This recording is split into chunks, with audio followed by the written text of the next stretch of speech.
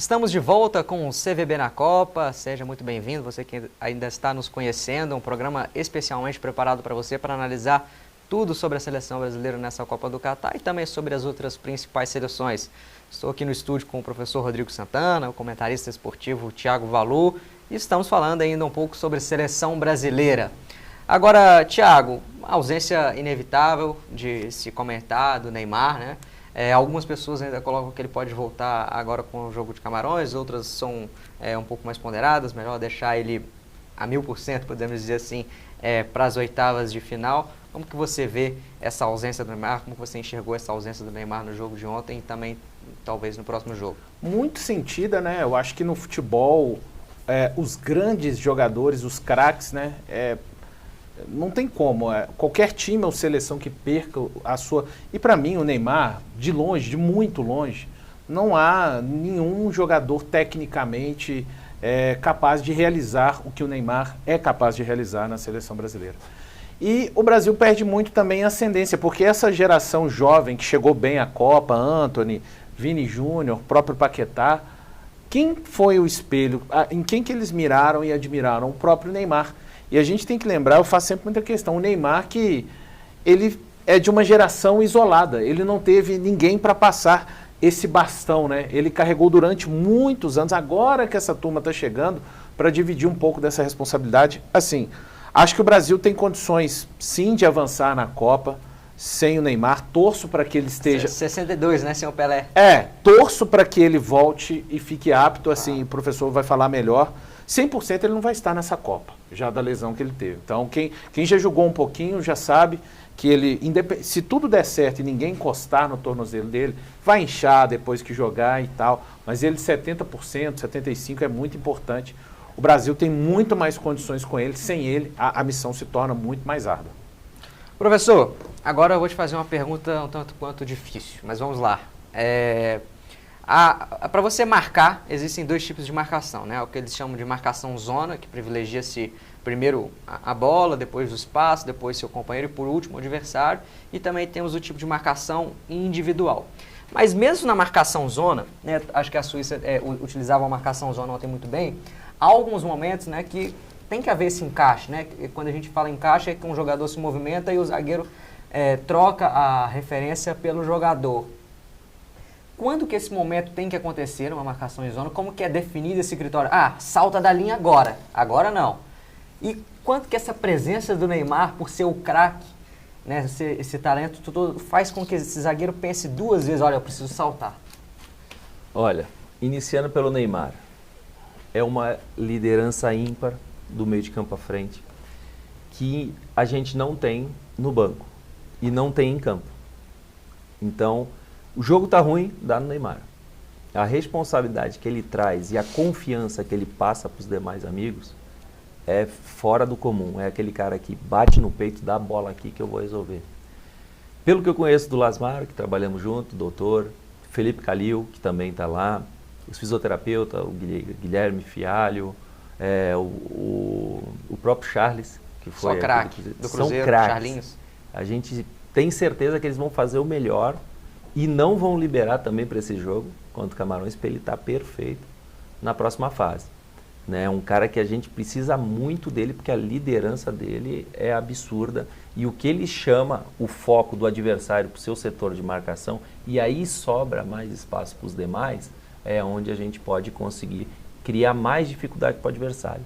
Agora, falando na marcação, nos encaixes, geralmente a gente direciona o adversário para onde a gente quer. Geralmente você vai jogar tem dois zagueiros. Você vai direcionar eles passarem a bola para o zagueiro que tem pior passe, não o melhor. Direcionou para o zagueiro ou para o volante que tem mais dificuldade em passar, aí a gente aciona o gatilho, a gente chama de gatilho. Aí pressiona, aí adianta. Por diversas vezes eu fui jogar contra adversário que a gente sabia que o volante, no momento que ele dominava, sempre escapava, dominava de costa pra gente, era o nosso gatilho. E o objetivo é nunca deixar chegar no pé do Lionel Messi, do Neymar, é de quem vai passar a bola para ele. Porque se chegar no pé dele, aí já está ferrado. A chance de eles já dominarem girando ou criar alguma situação, alguma alternativa para quebrar a nossa manter a bola coberta que a gente falou no primeiro bloco. O bola coberta é sempre importante para a nossa última linha de marcação. Se a nossa última linha de marcação, estiver vendo a bola, é sinal que a bola está descoberta. É sinal que vai tomar nas costas. Prepara para correr para trás. Se a bola está coberta, eles não estão vendo a linha, o que a linha faz? Sobe. Ela adianta. Tá, e quando que esse encaixe pontual vai acontecer? Então, sei lá, a bola está basculando, né, que a gente chama de um lado para o outro. Então, está mais para esse setor, eles estão marcando em zona. Mas esse cara fez um movimento de espaço sem bola. Quando que esse zagueiro tem que tomar a decisão? É claro que isso vai mudar de modelo de jogo para modelo de jogo. Mas quando que esse zagueiro tem que tomar a decisão de vir? E o quanto que, né, um Neymar da vida ajuda ele a tomar essa decisão para poder atrair, às vezes, um espaço aqui? Você diz, a gente está aqui com o Brasil ou a gente está defendendo o Brasil está atacando, tá? O Brasil está atacando, a equipe está Nós somos o Brasil. Somos o vermelho aqui, o no caso, o Brasil. Sim. O adversário aqui é o branco, a Suíça, né? Então, às vezes, esse jogador vai fazer uma movimentação de espaço sem bola. Quando que, por exemplo, ou seja esse zagueiro, seja o volante, sabe que ele tem que encaixar e não marcar zona, assim, a referência dele deixa de ser a bola e passa a ser o jogador. Quem tiver no raio de visão. Entendi. Mantém ele. Passou daqui, eu não posso passar junto, senão eu vou gerar um espaço aqui, tá? E geralmente a gente só faz bote frontal. Deu bote diagonal, não dá. A gente vai tomar 2 nas costas. Então o importante é nunca quebrar a nossa linha de 4. Se a bola estiver no corredor central, linha de 4 no corredor central. Bola entrou no corredor lateral, a gente começa a balançar e deixa o espaço do lado de lá. Às vezes, alguns times usam a linha de 5, que é para vai poder não dar um tanto aqui. esse espaço. Isso, vai baixar. Só que assim... Aí ele vai observar a movimentação desse lateral aqui, se ele for, baixa, né? Pois é, mas quanto mais você se preocupar em fazer sua linha de 5 para marcar aqui, sendo que tu tá vendo que a bola não vai chegar lá, você perde a pressão a bola aqui. Entendi. Então, quanto menos jogador você descapitalizar para lá, mais pressão você vai ter a bola aqui. Então, a gente tem que se preocupar com a zona e com o setor da marcação.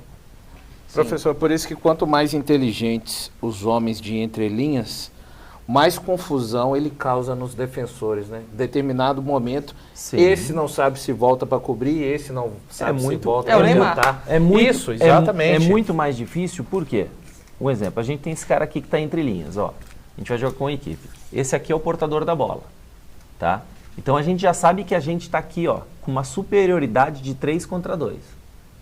Tá vendo? Essa bola não pode entrar aqui. Esse vem conduzindo com ela descoberta, um vai ter que sair. É o que a gente fala da importância de conduzir, fixar e liberar um passe, não é? Você fixou, você tirou alguém do lugar. Certo. Você tirou alguém do lugar, vai gerar espaço.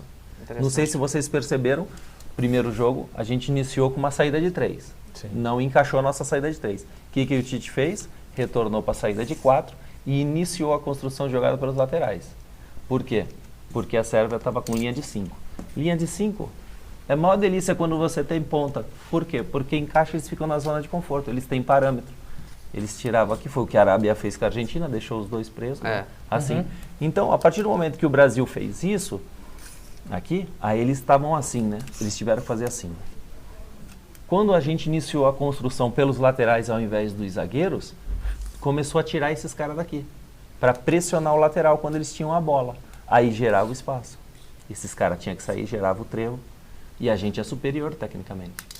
Então, a gente ganhou o jogo no segundo tempo aqui, na construção aqui. Quando a gente estava construindo com 3, estava encaixada a marcação, porque eles faziam esses 2, a bola entrava aqui, pressionava aqui e já eliminava aqui. A partir do momento que a gente fez a nossa saída de 4 e os laterais começaram a construir, foi onde gerou os espaços pelas laterais e a gente fez 2. Olha, pedi para fechar a câmera aqui em mim, não é por nada não, mas é difícil encontrar um outro programa com uma aula tão boa como essa. Por mim, a gente ficava aqui a tarde inteira debatendo um pouco. Para fechar, Thiago, na sua opinião, o Brasil até o momento é a seleção mais sólida, mais bem postada até o momento? A gente tem visto as outras grandes com muitas dificuldades, né? O Brasil, apesar da dificuldade de construção ofensiva ontem, podemos dizer, somos a seleção, né, que gerou a expectativa e está cumprindo com essa expectativa até o momento também? Sim, eu vejo dessa forma, Kai. E a Espanha joga um bom futebol, mas ainda é uma geração muito jovem. Até falava com o Rodrigo em off, a Espanha vai ter times bons aí para os próximos 8, 10 anos, né? Mas exatamente por conta dessa juventude, a França, excepcional, mas não vejo, sobretudo, No momento, se a gente for comparar a França defendendo e o Brasil defendendo, não tem comparação. O Alisson conhece a bola da Copa por passar por ela, né, na hora da entrada. Então, acho que o Brasil é a seleção que mais entrega no sentido de equilíbrio, né, que o Tite tanto procura, e podendo evoluir muito mais no aspecto ofensivo ainda. Bom, então o Thiago já pincelou um pouco sobre algumas outras seleções. Vamos agora falar sobre as principais, né, que a gente pode ter aí como concorrentes, apesar de que principal é uma coisa que a gente pode colocar aspas nessa Copa, com várias surpresas. Começar, Holanda e Senegal classificadas. Muito se diz, né, professor, a Holanda talvez devendo um pouco. Sempre se espera muito pela Holanda, que apesar de nenhum título, ela tem uma importância histórica no futebol fundamental, desde com Cruyff, Rinus Michels, a escola holandesa é muito forte. O próprio Van Gaal, né, ele tem uma trajetória incrível, é um dos pais do jogo de posição. Enfim, como é que o senhor tem enxergado a Holanda até o momento? A Holanda, ela está se reconstruindo, né?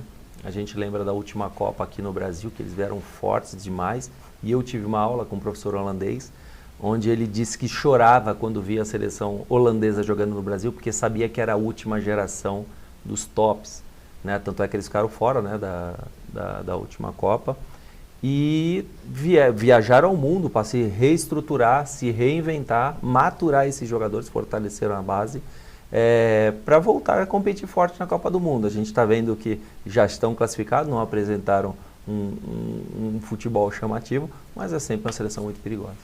Senegal, muito se diz pela principal seleção africana, né, cumprindo isso até o momento, parece, né, Thiago?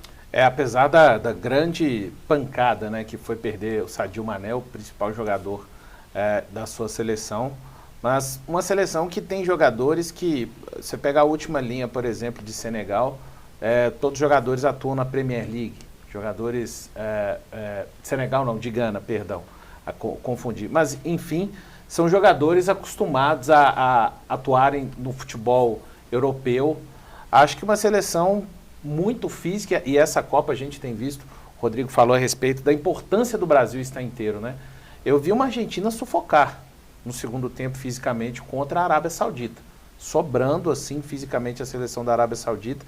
Então, Senegal pode aprontar. Eu acho que eles vão jogar com leveza, sem uma pressão eventual que os grandes carregam nas oitavas, né? Agora, Rodrigo, a Copa, eu já escrevi algumas vezes esse mês, eu acho ela uma competição injusta. Por exemplo, o Equador fez um bom trabalho, fez uma boa Copa, mas fazer o quê, né? São só 3 jogos, você perde um, aí já vira ali estratégia, já vem o que eu falo de comportamentos de emergência, né? Que aqueles 10 últimos minutos que você tem que abandonar as estratégias mais conservadoras, passar ali pro abafa, enfim, a Copa, né? Talvez não seja a competição mais propícia para você fazer uma análise justa, acho que essa é a palavra. Sim, começou muito bem, né? O Equador começou muito bem.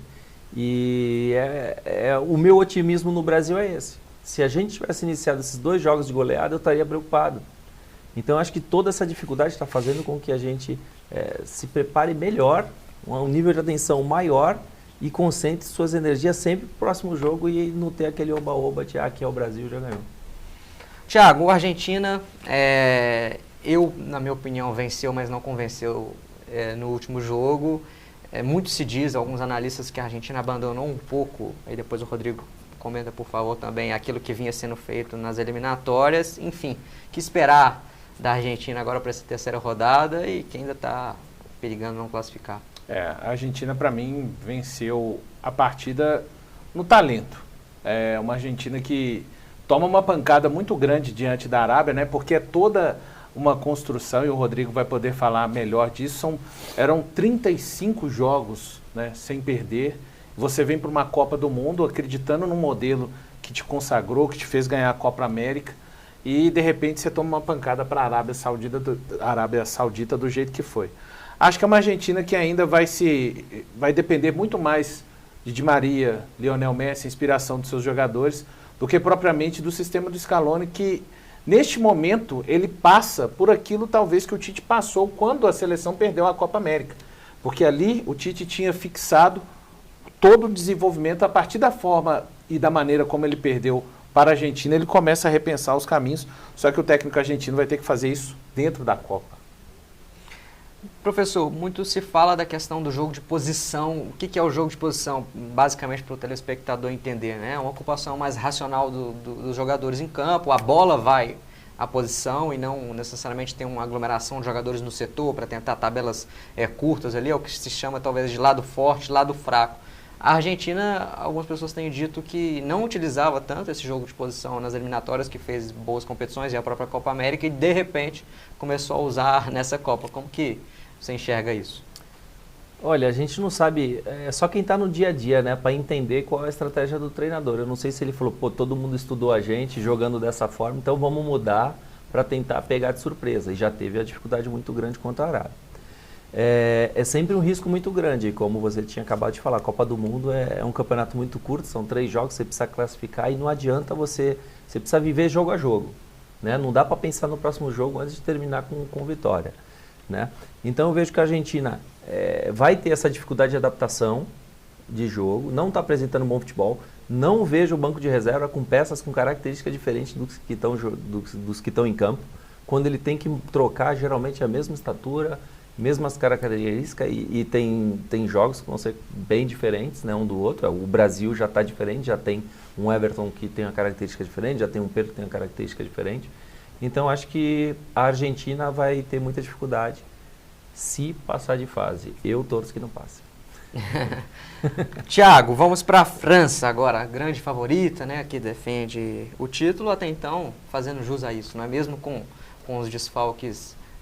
O Benzema também não jogou a última Copa, né? Então não sei se claro que a gente pode falar que é desfalque porque é o melhor do mundo, mas considerando que ele não jogou, então, enfim, ele estava convocado.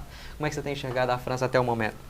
Superando as dificuldades, né? E foram várias, né? Você perder o Kanté, o Benzema, que foi o bola de ouro, o próprio Pogba, mas o Pogba não vive um grande momento, meu Deus, mas ele, no momento ruim dele, ele é 50% acima dos outros em um ótimo momento, né?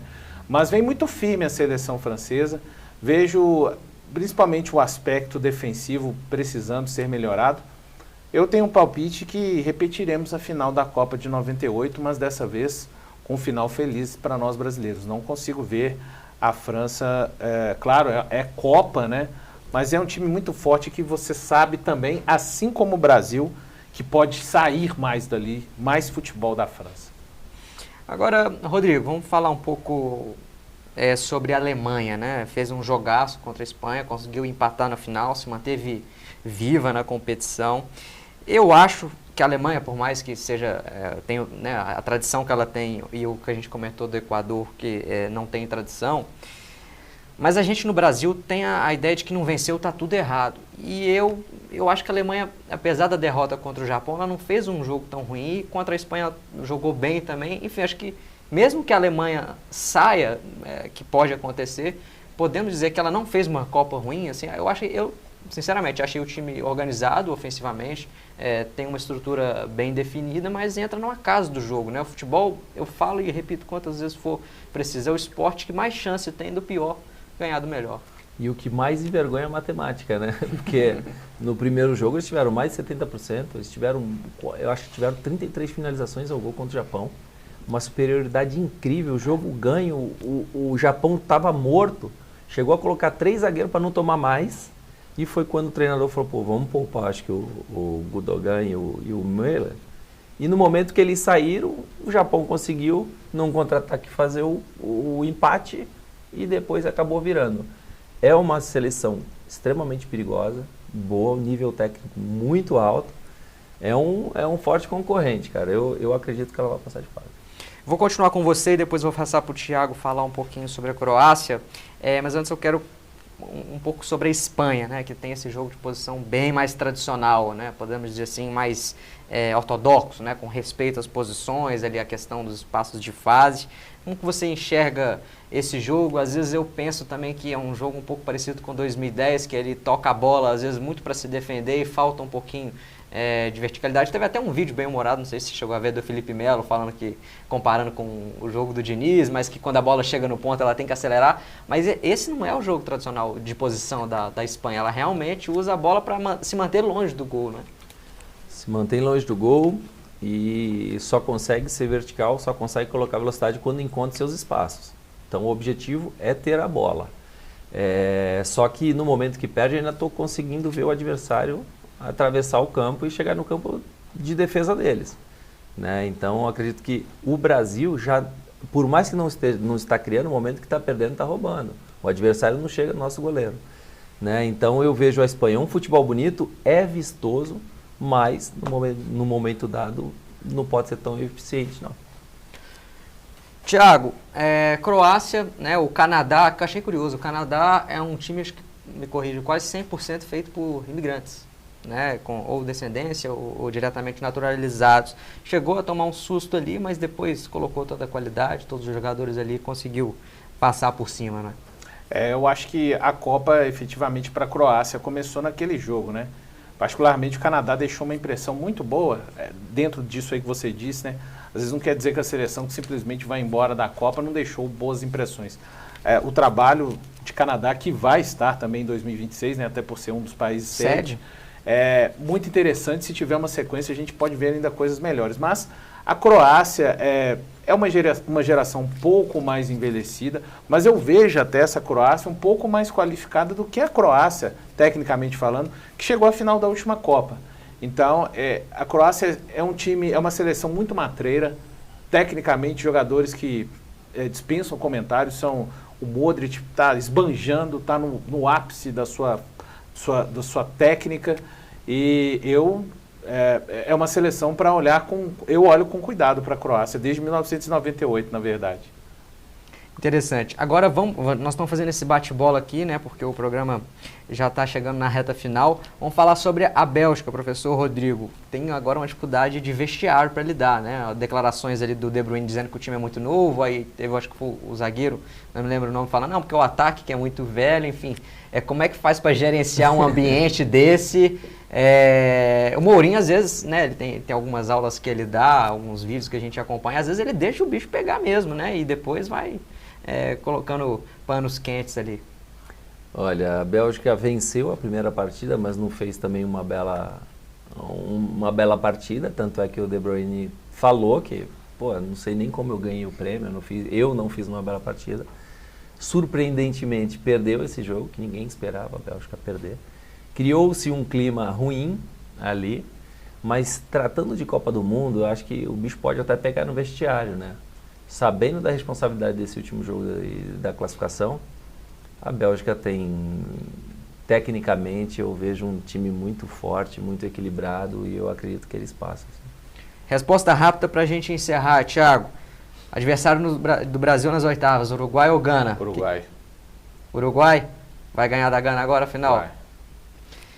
Então é isso, pessoal. A gente teve que acelerar um pouco aqui a análise das seleções nesse segundo bloco. Vamos gravar mais agora na sexta-feira, pós-jogo do Brasil contra Camarões. Se liga aqui no canal Viver Brasil, acompanhe a nossa programação e fique por dentro. Uma análise tática aprofundada para você.